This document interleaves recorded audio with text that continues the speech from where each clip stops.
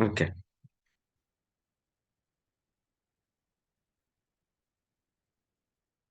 So this is the output.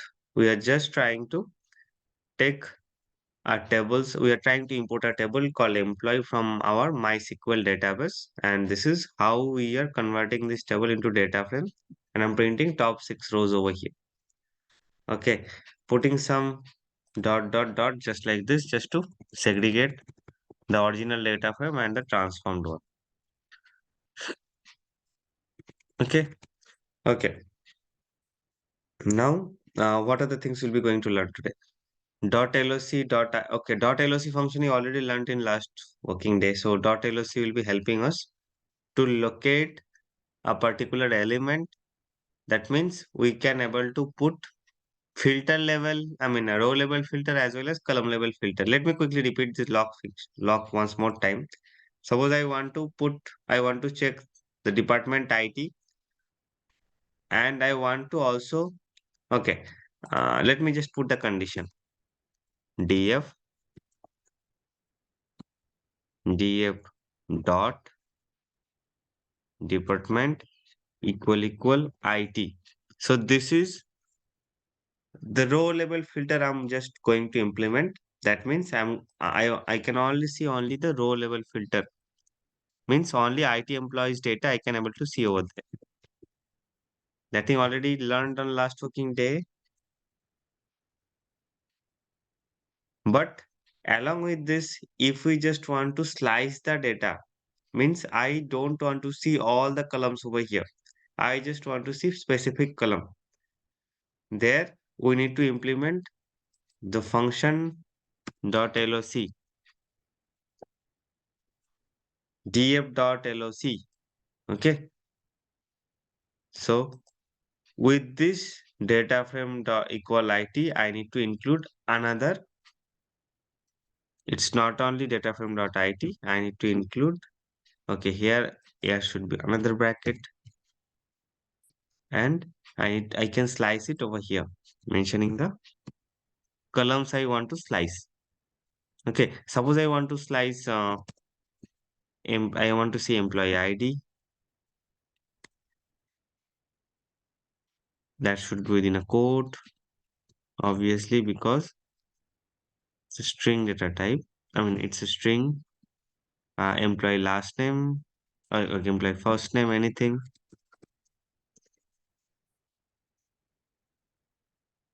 Department, obviously. Let's put DOB. I hope some bracketing issue is there.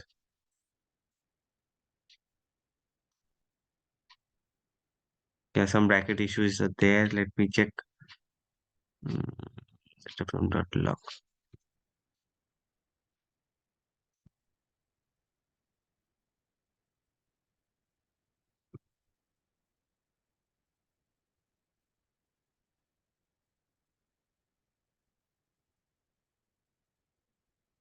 No,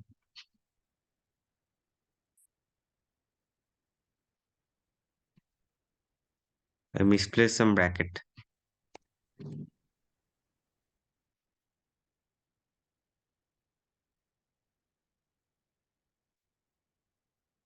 Okay, the thing should be just like this. df.log masking part. Okay, here should be two brackets. This thing should be included in a list. That is fine.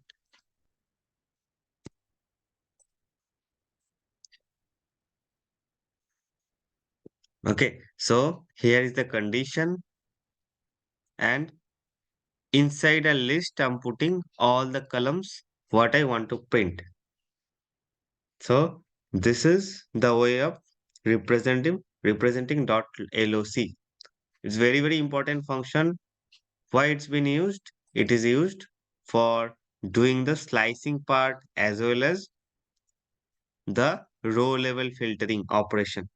Similarly, we can use this kind of operation again with the iloc function dot iloc. What is the difference?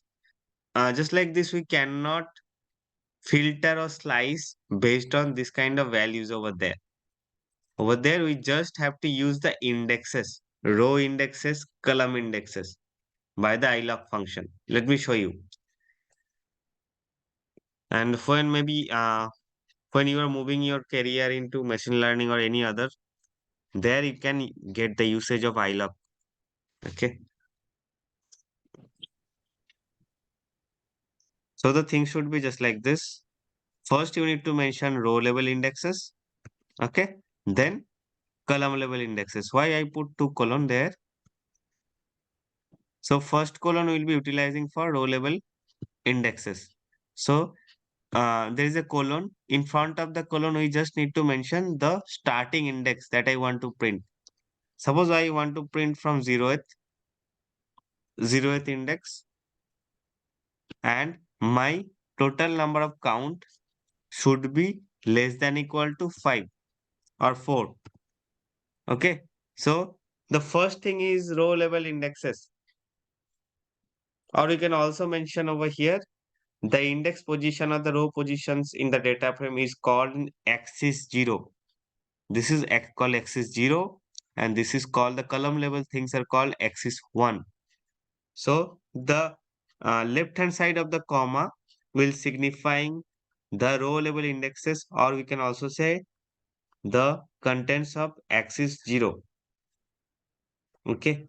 And after comma, whatever I am going to put, that should be the column level indexes, or we can tell axis 1s. So I put in the left hand side of the comma, I put 0 colon 4. That means our starting index is 0. Okay, this one. And it will be less than equal to 4. Sorry, not less than equal 4, less than 4.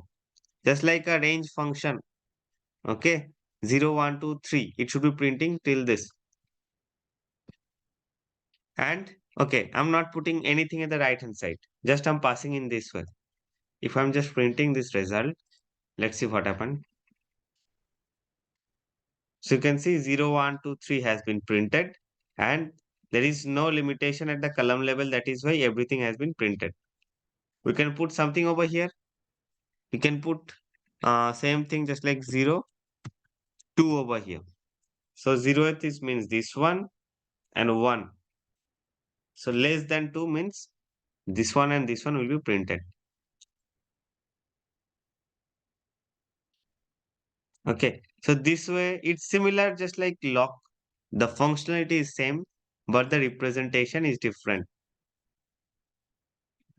Okay. So, I mean, you can control the things, what to print. Maybe you are trying to put only one single element. You can also do the same thing. Okay. So, iloc function is very, very important, especially when you will be moving to machine learning or any other thing there. You have to declare in a data set what is your test data, what is your training data. So, that time you need to choose individual column and need to assign a separate data frame. So, there are lots of usage of iloc function. Okay. Just this is the syntax. Remember it. Now we need to pass both rows and columns indexes separately, the comma separator. Okay, so this is how iloc function works. Moving to the next topic.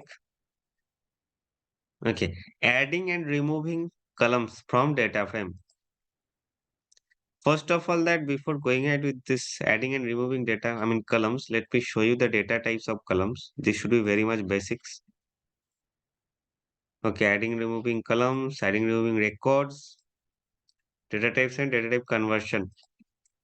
Okay, let's see how we can see. Just like data type means in a table, when we are creating a table by the DDL statements, if we want to see what column is having which kind of data type, we can easily see this from the SQL left hand side pane, or we can also run a DDL once more time so that I can see the backend DDL of a particular table.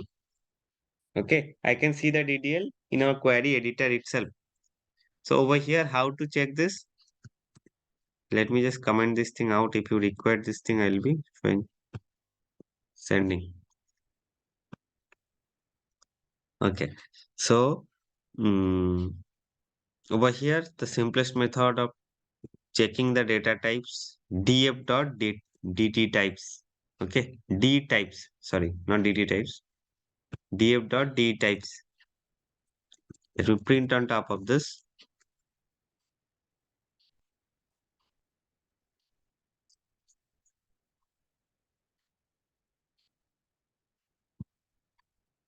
Okay, so you can see based on the data we have entered in the data frame, it will calculate what is the data frame, data types. Not calculate, I mean it will be assigning the data types value. Employee ID, it's integer 60. I mean, what is 64? Actually, by default, they are taking this kind of convention. Employee ID is integer.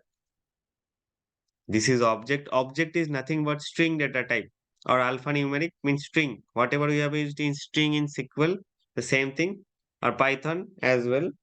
Same thing in pandas, it's called object. Okay. This is float. Department is object. Date of birth, they're also taking as object because this is not the default date format. I told while learning MySQL that every database is having its own date format. Similar kind of things in pandas.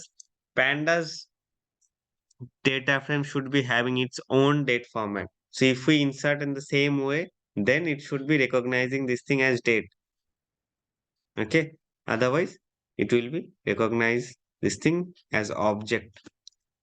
For data types related things, I was just opening another link. You can see this for more details.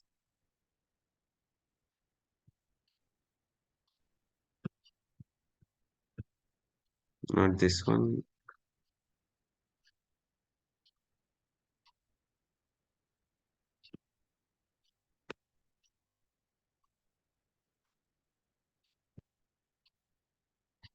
Yeah. Yeah. So there are all the pandas data type. You can see object in 64. Object means nothing but the string. In 64, float 65, date type 64. What is the default date type 64? You can quickly search. So there is a default format. You need to enter the data in this format. Then only it can identify this thing as date time and boolean. So those are the default data type. I'm just putting this link over here so that you can quickly go through it. What is the default date time? Just check it from here as well. I want you to check it. Or you can also use this info. Info is also helpful. Info will be not only helping us with the data types, some other things it will be also showing. This kind of thing, total length or just like this. Let me show you. Instead of data types, D types, you can also search with this. df.info.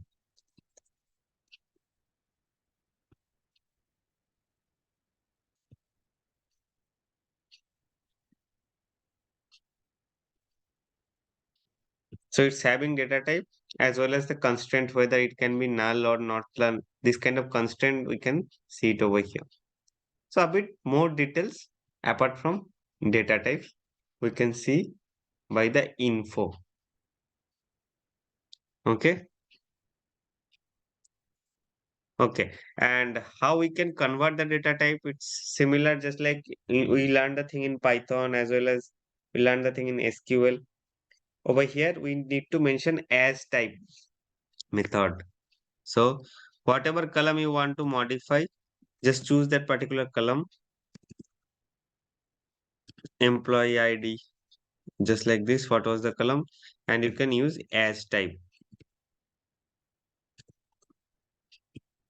Okay. As type, what things you want to, I mean, perform, just like you want to convert it to an object or whatever you want to pass, just pass it and run it. Your employee ID is currently integer. It will be updated into this format. Object means string. So this kind of internal data type conversion within data frames columns, it's allowed. The method is as type. You can use this one. There is other method as well. You can see in the same link I have provided. This is the popular one we can use over here. Okay. Just commenting this thing out. I'll be providing this thing at the end of the code or end of the class. Okay. Now let's move how we can add new columns. So over here, those are let me run it again. So these 1, 2, 3, 4, 5, 6, 7. The 7 columns are there. I want to include a new column. Maybe that column is data frame calculation. It can be calculative column. Just like the SQL, we have done lots of calculative column. So we can include calculative column over here as well. It's very simple. Very simple. Let me show some hard coded part. We can put some hard coded one, just like this way. Data frame. Suppose I want to include employee city. Okay, but it's not a conditional one. I am just doing this is very simple one. I just want to hard code the city over here, just like this way. I'm just putting XYZ. I'm hard coding it, not actually for city because each of the employees should be living in different city. That is fine. But over here, just for an example, I'm just putting it over here. DF city, this is the new column I'm going to introduce and I'm putting the value XYZ. Okay, let me print the data frame.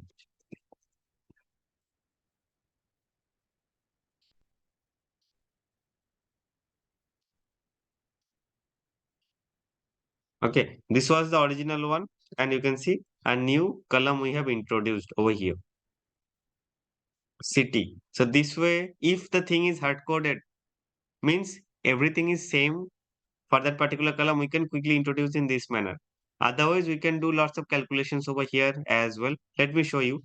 I can how we can do the calculation. Hmm. Suppose I need to prepare some columns where it can help. Mm, okay, let me have a numerical calculation. Salary versus, salary divided by experience. Means I'm just trying to have a tally how the salary, what is the percentage, what is the ratio of salary versus experience? Okay, I'm trying to put this thing. So I'm just trying to implement the column name as sal underscore exp this way and calculating the value.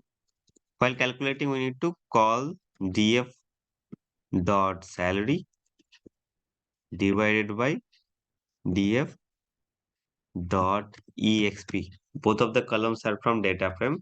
That is why I'm mentioning in this manner. Okay, let's print it. The thing is totally calculative and dynamic in nature. So you can see there's a ratio. For each increasing of year, how the salary is going to be expected. Okay, so this is our final column. Okay, so those are how we can use our, we can include a new column over here based on calculation. Okay, numerical calculation. We can do also uh, some concatenation or any other thing. Whatever we have learned there, we can implement the same thing over here. We can do conditional statement as well based on maybe some data over here. I'm going to implement over there in SQL. We learned low level salary, mid level salary. We have implemented a salary range there. You can also do the same thing. Okay, I'm just referring a quick link. You can refer the same link over here as well. This is very important. Okay, this is fine. I'm just going to paste this link. Just read that one as well. For conditional column creation in data frame. This is the topic. Okay. Check it there and try to implement the same thing at your side. I'm not going to do this thing. But if you are stuck in any point, please tell me. I'll be helping you. Okay. So any doubts so far from anyone? If there is anything, please tell me.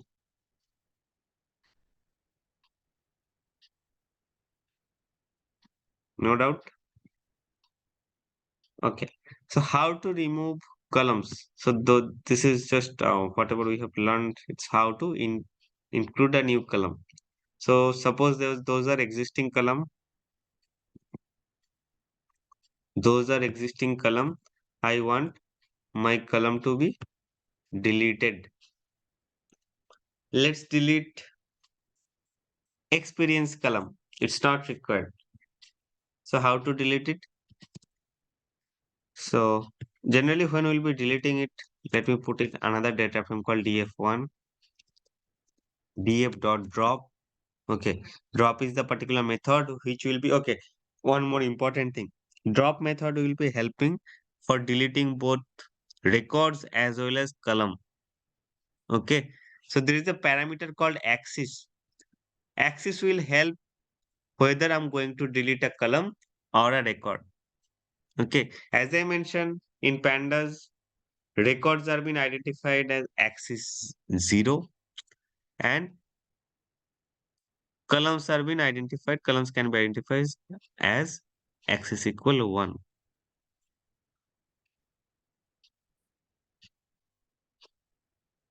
Okay, so how to do that? df.drop. So what things I need to drop? Suppose I want to drop experience. Okay, just mention this and put the axis as well with the second parameter. Axis should be 1.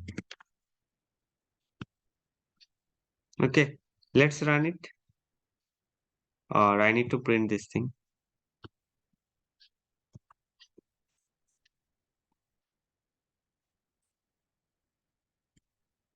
It will be removing axis, experience column.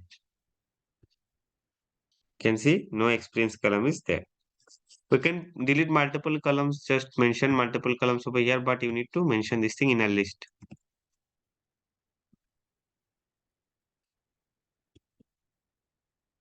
What things? Okay, employee last name it's not required. So let's delete it. Close the list here. Axis. Okay.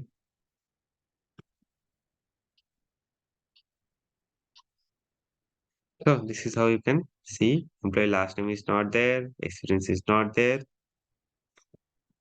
So it is working fine.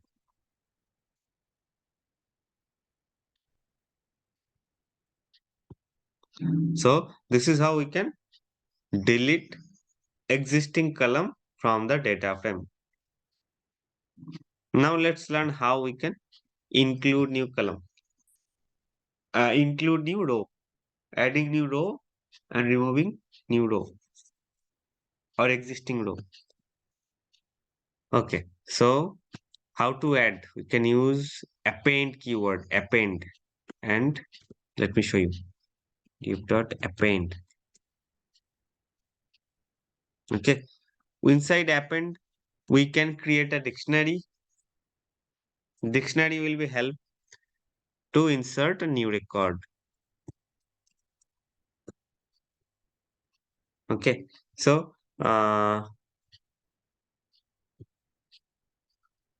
let's take employee ID. Okay, we can just mention this thing as a key value pair. Okay, employee ID equal suppose 250 comma let's take a first name, employee first name,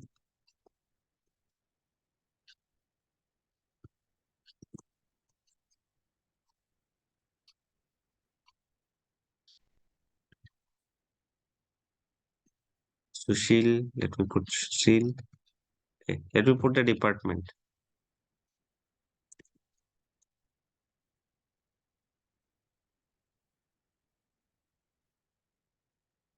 IT.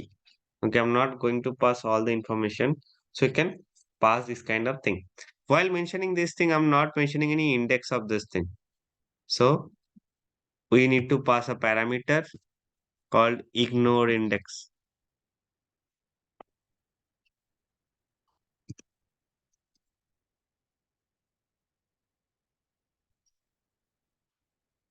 Okay. I'm creating this thing in data frame 1.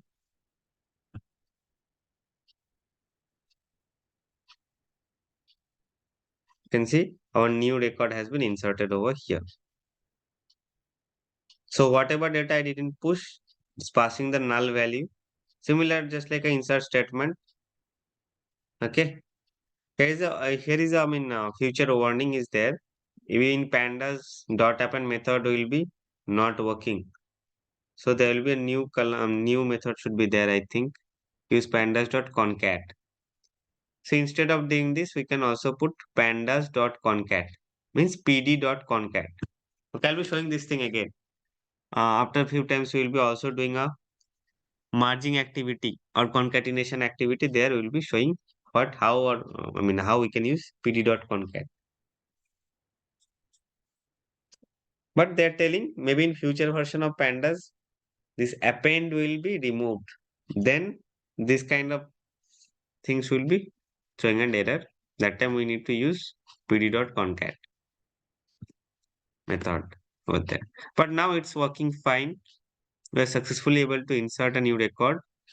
Whatever data I do not put it over here, those are passing null value. Okay. NaN means the representation of null in data frame. Okay. Over here you can also see none. This none is a representation of null in our SQL. In MySQL, I haven't put the data for this position. So from there, when it's going to create the data frame, it's passing none. None is the same thing as null, but it's a representation in MySQL database. And over here, we directly created this data, did not put the value over here, here, this position. That is why it's pushing null value, mentioning none, NaN.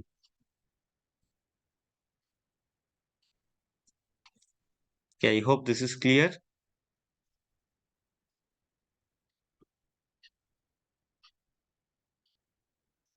Any doubts so far? This is how we can append new record. Okay. Now I'm going to delete existing record.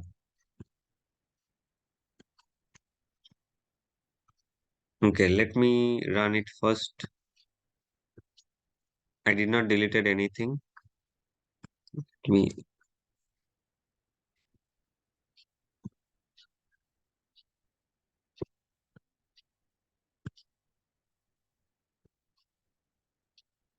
Okay. Let me declare df1. Okay. The same statement df dot drop.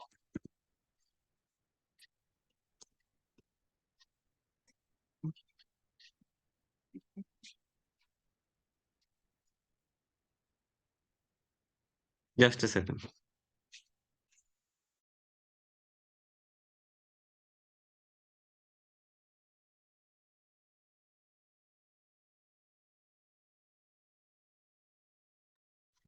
Sorry for that. So how to drop it? Df dot drop. Whatever. Okay, we can drop based on the index values. So whatever index I need to drop, I just need to mention the same over here. Suppose 0, okay, 1, 2, 3, 6, 7. That many index I want to drop. So mention the same thing in a list and mention the axis as well. Axis equals 0 should be here because this is row level. To recognize the row in data frame, we need to mention the axis equals 0. Okay. Let's print the df1.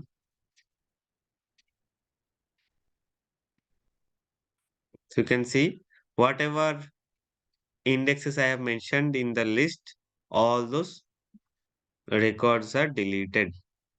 Okay. You can also use the range function over here. During for loop, you checked that how we can uh, iterate on top of a range function. Can also do the same thing over here as well. Can just call a range function. Inside the range, we can mention Suppose I want to delete all the mm, odd function. Okay. I mean odd indexes. So 1, 3 this way. Just mentioning 10 over here.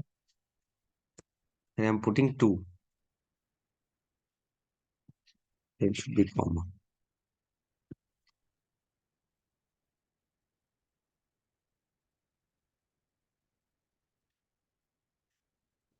So only the even things are there. 0, 2, 4, 6, 8, 10. Because I have deleted 1 with having a gapping of 2 till 10. Okay. Similar kind of things we have already learned the range function. The same thing I'm just going to implement over here.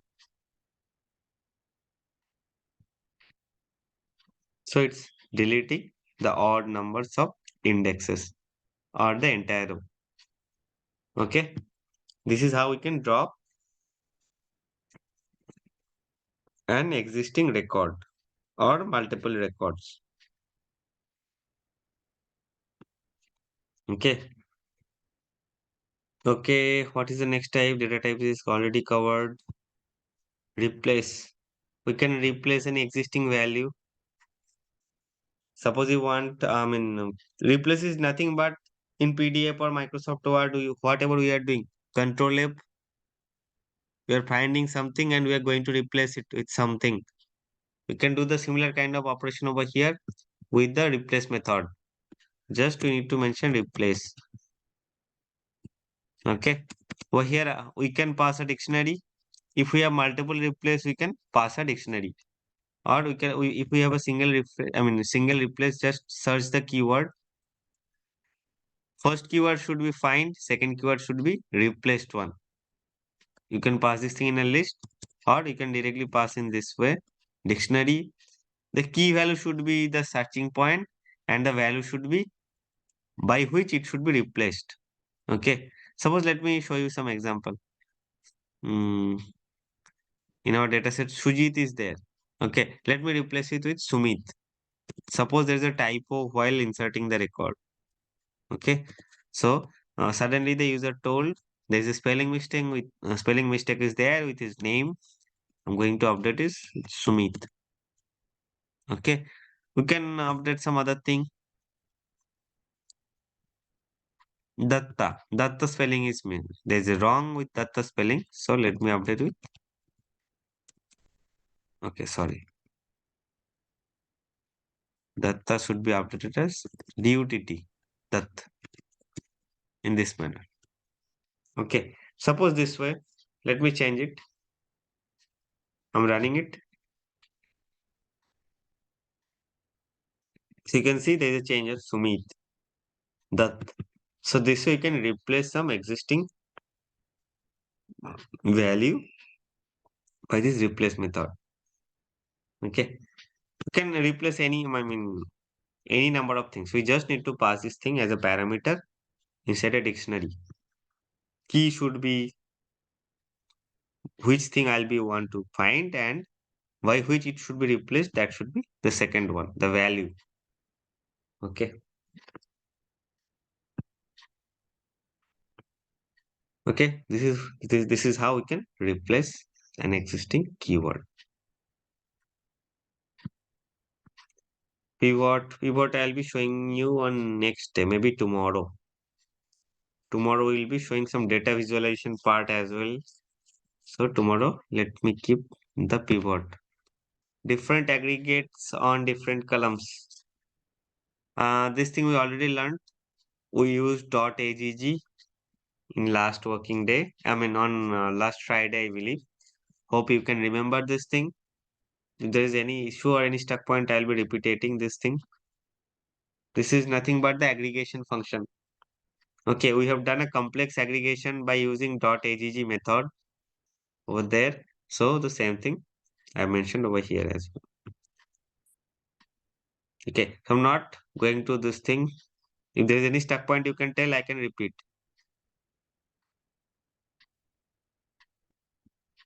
Okay. Okay, these two functions are very, very important. It's been used. So that's why I put it over here. Distinct value. Just like In SQL, we have checked how we can create the distinct values for a particular department. Suppose I want to see what are the distinct department in the employee table. We can also use this kind of thing with a unique method, dot unique. So let me put print df dot. Okay, let me put df dot whatever column I want to see, department. So the column name dot unique. Okay.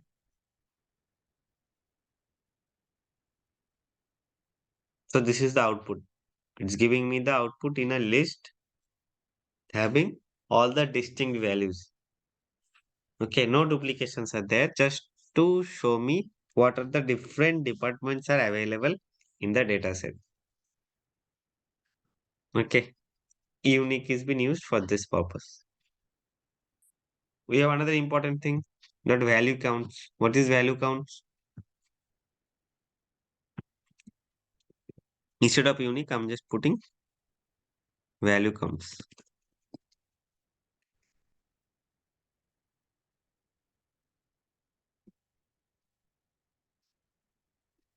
So it's nothing but an aggregation function with, I mean, IT, how many IT people are there? There are four IT people. It's nothing but count. I can also use the count function there during aggregation. It should be giving me the same output.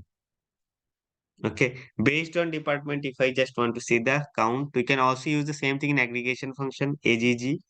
The same output I will be receiving. It's nothing but a particular department and how, I mean, what is the availability. So IT, I mean, there are four IT people are there, two BPO people are there, two BA business associates are there, two HR employees are there, one BYT is there, one BYT is there. So this is how we can represent. Okay.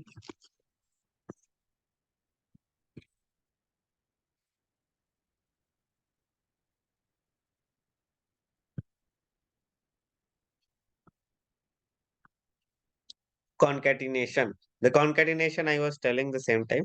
I mean that time when I was using the append. So what is the usage of concatenation? Especially we should use concatenation when we will be doing the union. In SQL we have done union or union all.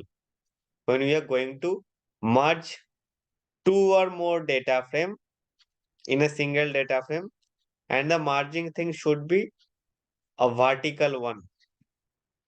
Okay, if you just quickly remember the union operation in set theory, similar kind of things will be, we can see it over here. Okay, the only difference of union over there, if you can quickly remember, when we are performing SQL, there a strict keyword was there that the column number should be always matching. Okay, but over here there is no such strict rule. That is why, okay, let me show you with an example. Then that should be clear. Let me see whether I have a data frame. Okay, let me create two different data frame for IT people and so let me put DFIT. Let me create DFIT data frame. How we can create?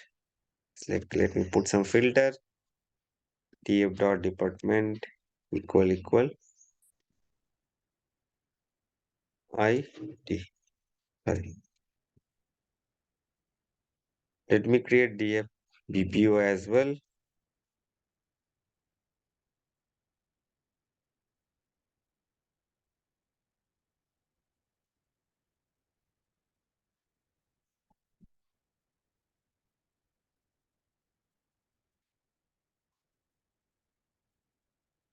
Okay.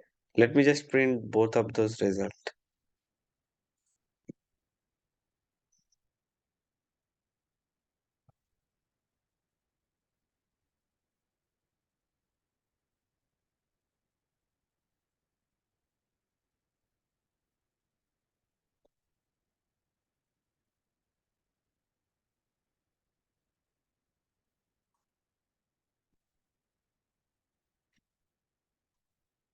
Okay.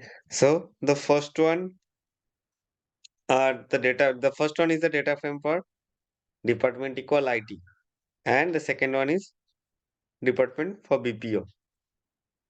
Okay. Now we have the data frame ready. We can go ahead with the concatenation. Here there is no change. The data set is exactly similar. The number of columns as well as the columns, those are similar. Okay. If I'm just going to concatenate, how to concatenate? Let me create a final data frame.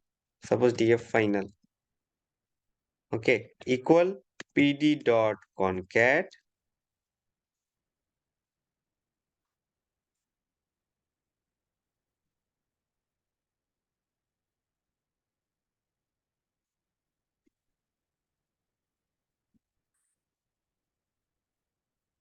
Okay. So this is the syntax. Pd dot concat dfit. We need to mention the data frame. But I think I need to mention this thing in a list. Otherwise, it should be throwing an error. Okay. So I'll be concatenating both of them. Based on the order, I can put it over here, I can put it over here. Based on the order, the data should be appended into the data frame. Okay, DFIT I mentioned earlier, so DFIT's record will be pushed into DF final earlier. After that, DF BPO's record should be pushed there. Let me run this. Okay, I need to print the result as well. Otherwise, I cannot see any data.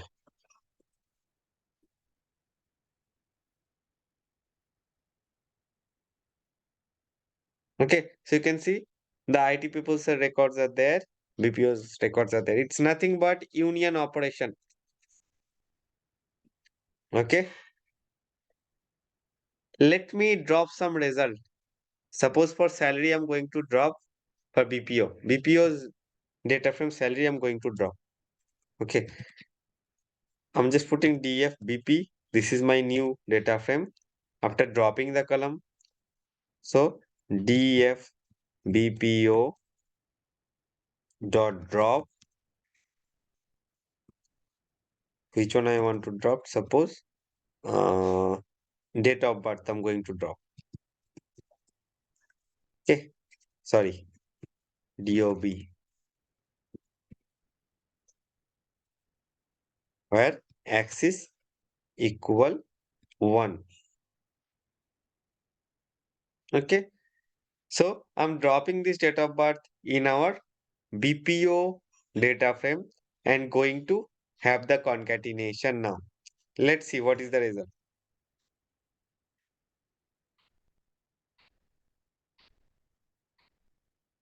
Okay, and there is a mistake, DFBP. Let me put the final one.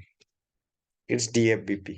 Okay, this is the final one I want to concatenate with IT. Yes, so you can see the second data frame has less number of column. The second data frame is having column till department because I have deleted date of birth. But if this is the cases of SQL, SQL should throw an error because when we will be doing the union or union all operation, that time we must have to maintain the same number of columns over there. But over here, there is no such strict rule during this performance. We can have less number of columns, but the mandatory thing is uh, over here, if we, I mean, they are doing the union operation based on the column name itself. Suppose the second data frame is having the separate naming convention, employee, no EMP, there is employee underscore first name. If this is the cases for the data frame, it will be detecting is as a second. Okay, let me show you. It will be detecting as a second column. Let me show you quickly. So for IT, suppose for IT, I'm going to introduce a new column,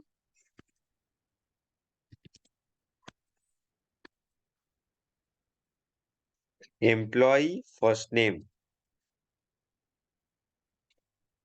and putting a, I mean, enclosing this thing within a quote. Okay, equal. It is nothing but df dot. emp first name. Okay. Now I'm going to delete. Okay, it's dfit. Sorry, dfit. Okay,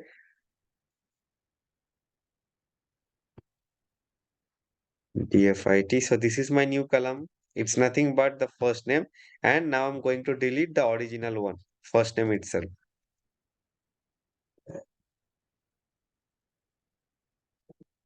So I'm going to assign a new one, dfit1. Let me put in this manner.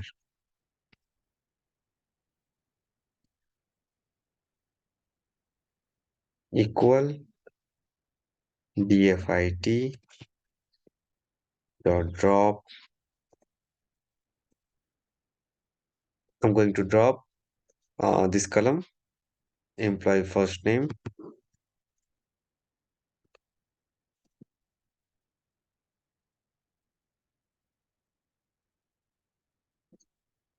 Okay, let me print the dfit quickly. IT1. And over here, let me print. Let me don't print this one.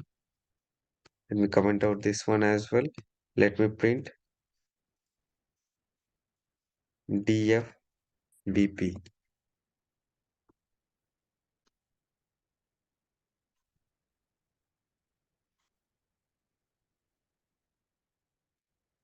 Listen, warning, it's fine, no issue. Okay. So from the first data set, you can see employee first name is not there.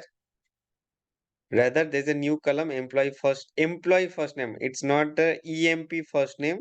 The name is employee first name. Okay. But over here, the name is, it's the same column. If we just going to perform this thing,